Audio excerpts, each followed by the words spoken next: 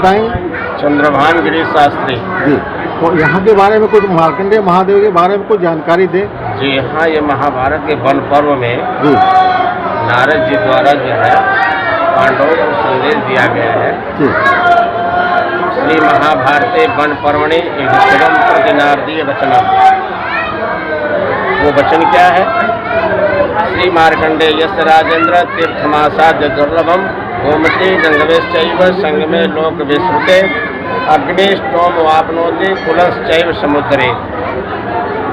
हे पांडव, मार्कंडेय जी का वो स्थान है जहाँ पर मात्र दर्शन करने से एक अग्निष्टोम यज्ञ का फल मिलता है, वो दर्शन करने से मिल जाता है। जी और ये मार्कंडेय जी का जन्म के विषय में जो है, इनके पिता मृकंड ऋषि नैमिषारण्य सीतापुर के रहने वाले थे और अपनी पत्नी के साथ संन्यास धारण किए थे।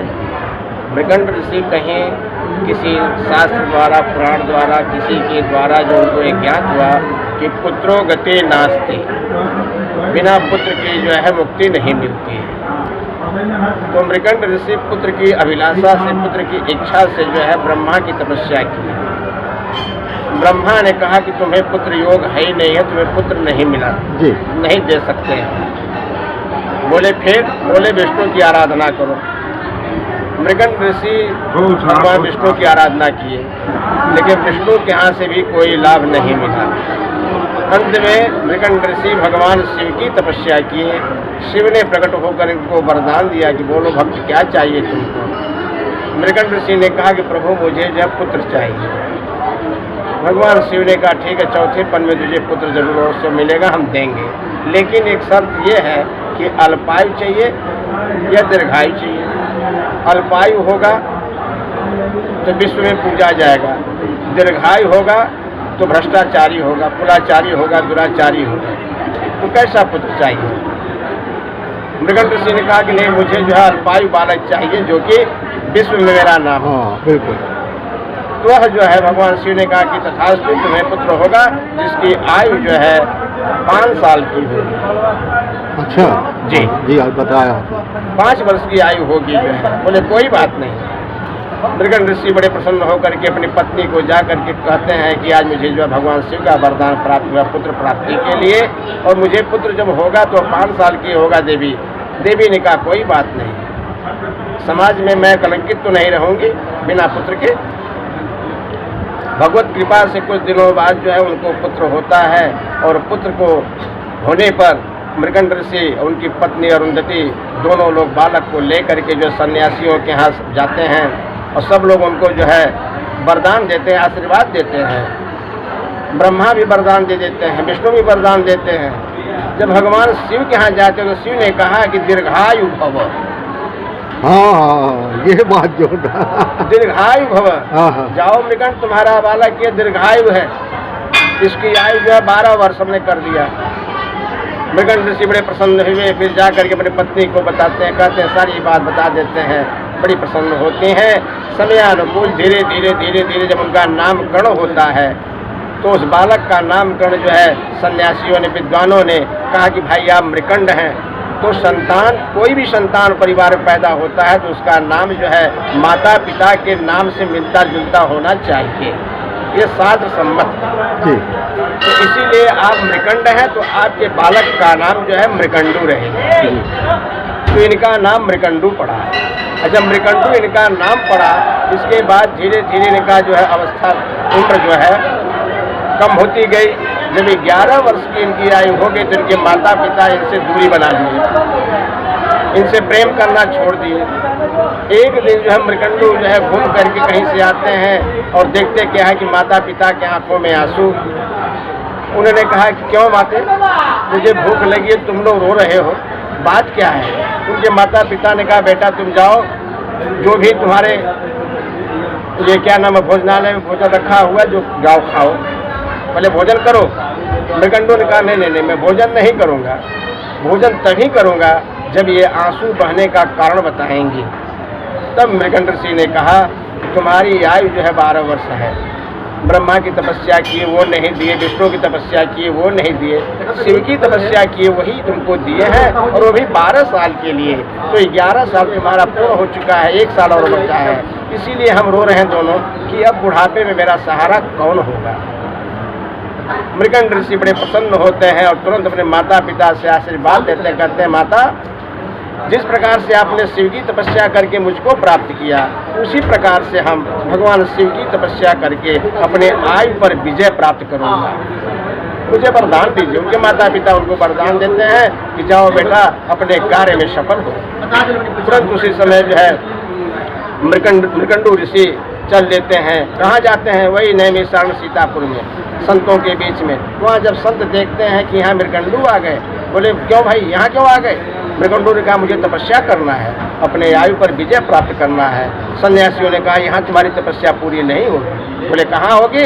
बोले जाओ काशी खंड में जाओ, तुम्हारी तपस्या काशी खंड में ही होगी। या कहाँ होगी? जहाँ आदि गंगा का किनारा होगा, जंगल होगा, वहाँ। बोले काशी खंड है कहाँ? बोले पंचकोश यात्रा करते हुए जाओ। तो मृगंड ऋषि वहाँ से जब चलते हैं, मृगंडू ऋषि, तो पहले जो है विंध्यवासिनी में पहुँचते हैं, माता विंध्याचल मिर्जापुर। वहाँ पे जब रात्रि होता है, विश्राम करते हैं, तो माता की तरफ से आवाज़ आती, बेटा तुम्हारी तपस्या यहाँ पूरी नहीं होगी। बोले कहाँ होगी? बोले और तुम जाओ उत्तर दिशा जाओ, जहाँ आदि गंगा का किनारा है। वहाँ से फिर चल देते हैं, आते हैं, देखते हैं कि काशी। जब काशी में पहुँचे, काशी में हर हर महादेव का नारा लग रहा है। बिल्कुल बिल्कुल। बोले मुझे तो नितांत चाहिए, हाँ, सुनसान जगह चाहिए, आदि गंगा चाहिए। यहाँ तो आदि गंगा भी नहीं है,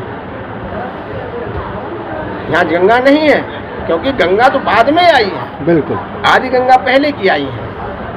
तो वहाँ से अन्नपूर्णा ने उनको जो है अंतःआत्मा में आवाज़ देती कि बेटा यहाँ नहीं, सीधे तुम पंचकोश यात्रा करते हुए और उत्तर दिशा में जाओ, और पूरब की दिशा में जब पहुँचोगे आगे बढ़ चल करके तो वहीं आदि गंगा मिलेगी।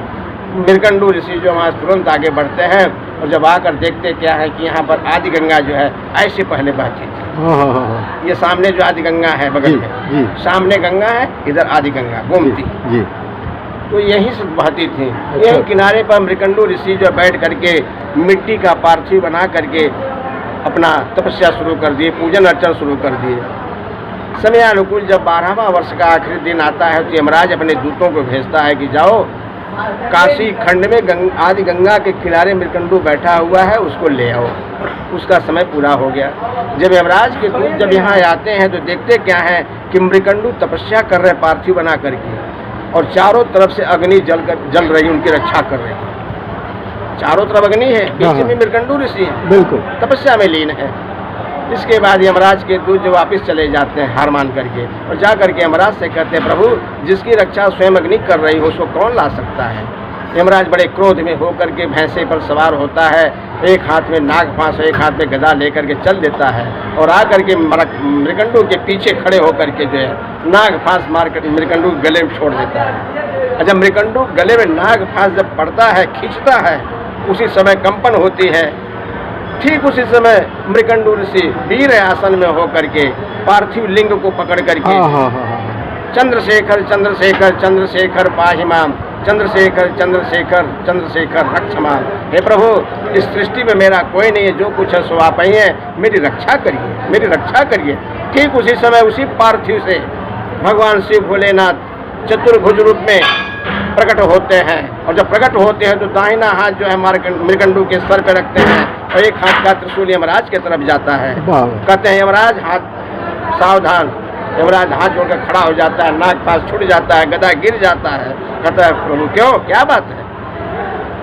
बोले ये बालक मेरा है, ये शिवलोक का दिया हुआ बालक है, ये मेरे आयु से इसकी आयु है, मेरे आयु से इसकी आयु है, इसलिए यह अमर है, तुम इसको नहीं ले जा सकते। यमराज ने कहा प्रभु ये बताइए कि आपकी आयु क्या है? यमराज ने पूछा कि आपकी आयु क्या है, मुझे नहीं मालूम, जरा सा बताइए। तो भगवान शिव ने कहा चतुर्युग सहस्त्राब्दी, 4000 वर्ष युग जब बीतेगा तो ब्रह्मा का 12 दिन होगा, और जब ब्रह्मा का 12 दिन होगा तो विष्णु का 1 दिन होगा, और जब विष्णु का 1 दिन होगा तो मेरा 1 पल होगा। वाह तो मेरे आयु से यह बालक की आयु है। यह मृकंडू जो है शिवलोक का बालक है, मेरा दिया हुआ बालक है, इसलिए यह चिरंजीवी है, दीर्घायु अमर है। वाह यमराज जो है हाथ जोड़कर चला जाता है, कहता प्रभु धन्य है आप, जिसको देते हैं दिल खोल कर देते हैं प्रभु, मैं जा रहा बहुत हूँ। बढ़िया। यमराज हार मार कर चला जाता है। इसके बाद मृकंडू को जो भगवान शिव जी उठाते, कहते बेटा तुम आज से अमर हो। मृकंडू ने कहा प्रभु ठीक है, अब जाएं कहाँ, मुझे स्थान दीजिए, और स्थान दीजिए तो अपना दर्शन मुझे बार बार देते रहिए, और मैं चाहता हूँ क्या कोई चरणों में ही रहूँ। भगवान शिव ने कहा ठीक है तुम यहीं रहो, तुम मृकंडू हो ना, तो मैं तुम्हारा नाम मार्कंडेश्वर रखता हूं। ये भाई भगवान शिव ने तुरंत जो है मृकंडू का नाम मार्कंडेश्वर रखा, वाह वाह क्योंकि तुम मार्कंडे हो और मैं तुम्हारे ईश्वर हूँ, तो मार्कंडेश्वर तुम्हारा नाम है, तो तुम्हारा नाम होगा, पूजा मेरी होगी। हाँ हाँ मार्कंडेश्वर जी ने कहा ठीक है प्रभु, मेरा नाम होगा, नाम के लिए सारी दुनिया मर रही है, तो मेरा नाम होगा, पूजा आपकी होगी, ठीक है। उसी समय भगवान भोलेनाथ उनको वरदान देते हैं कि तुम मार्कंडेश्वर महादेव के नाम से तुम प्रसिद्ध रहोगे। मार्कंडेश्वर जी कहा प्रभु एक वरदान दे दीजिए। बोले क्या? बोले जिस प्रकार से आपने मेरे माता पिता को हमारे जैसा पुत्र दिया, जो भी निसंतान दंपत्ति पुत्र की अभिलाषा से यहाँ पे आवे उनको पुत्र दे दीजिए। वाह वाह भगवान शिव ने कहा कि तथास्तु, जो भी पुत्र की कामना के लिए आएगा उसको पुत्र मैं अवश्य दूंगा। कितनी बड़ी बोले आप फिर? बताएं आप। बोले एक वरदान और दे दीजिए। बोले क्या? बोले आयु की वरदान दीजिए, जिसके बच्चे गर्भ में ही मर जाते हैं, पैदा होकर मर जाते हैं, जिनके परमार्केश चलता हो उनकी कुछ रक्षा, आयु की वृद्धि। भगवान शिव ने कहा कि दीर्घायु भव, ये तो वरदान मैं तुमको दिया हूँ, लेकिन उसी के साथ तुमको वरदान ये भी दे रहा हूँ, एवं ऐसा ही होगा। बहुत बढ़िया। जिनके बच्चे या जिस संतान को मार्केश या आईसीयू में भर्ती हैं, उनकी आयु की रक्षा के लिए यहाँ पर जो भी आएगा उसका कल्याण होगा, आयु वृद्धि होगी। तो यह सिद्धपीठ स्थान पुत्र कामना और आयु कामना के लिए सिद्धपीठ स्थान श्री मार्कंडेश्वर महादेव की जय।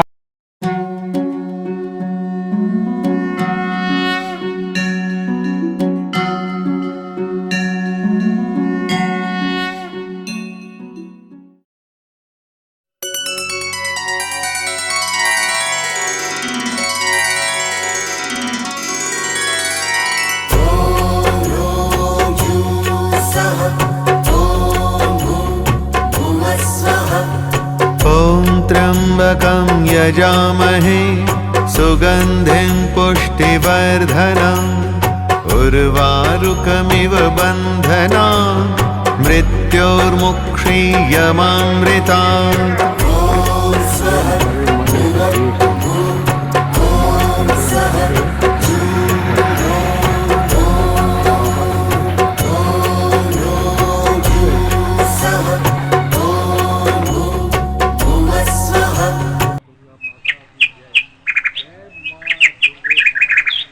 शुभ नाम बताया भाई साहब?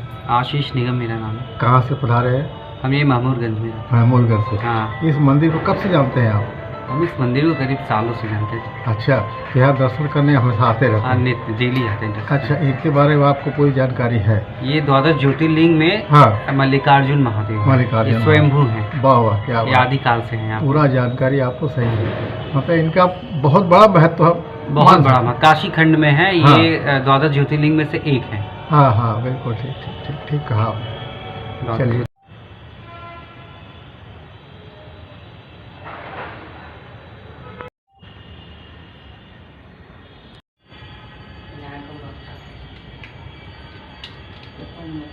वही ना, हनुमान जी की जय, हनुमते रु आत्माएं हों पर स्वाहा स्वाहा। भोले बाबा की जय, बाबा की जय, भोले बाबा की जय। हर हर महादेव, हर हर महादेव, हर हर महादेव, हर हर महादेव।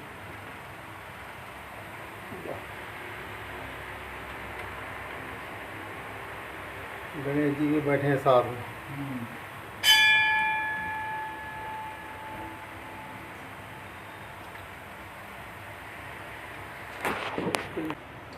बहुत ही पुराना मंदिर है। वो लग रहा है ऐसा, ऐसा लग रहा है कि कितना पुराना होगा।